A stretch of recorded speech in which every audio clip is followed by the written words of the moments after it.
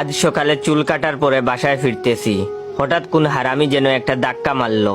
সোজা গিয়ে একটা মেয়ের উপর পড়লাম। মেয়েটা বলল, এই যে চোখে দেখতে পারেন না?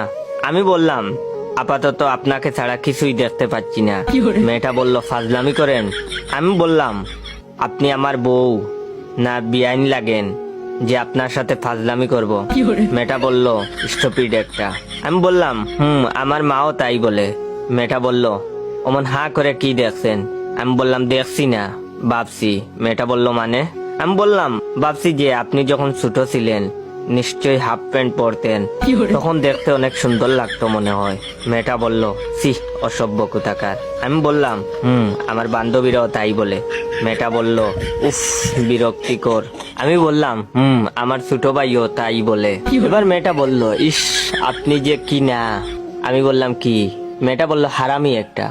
আমি বললাম, আমার বন্ধুরাও তাই বলে। মেয়েটা বলল, উফ, ইডিয়েট একটা। আমি বললাম, আমার স্কুলের ম্যাডামও তাই বলে। মেয়েটা বলল, ফালতু। আমি বললাম, জানি তো, অনেকেই বলে। মেয়েটা বলল, আপনাকে এসব কথা যে বলি আপনার গায়ে লাগে না? আমি বললাম, না, শুনতে শুনতে অভ্যাস হয়ে গেছে।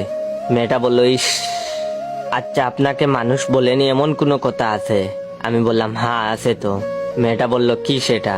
আমি বললাম, আমাকে আজ পর্যন্ত কেউ বলেনি যে তুমি খুব ভালো।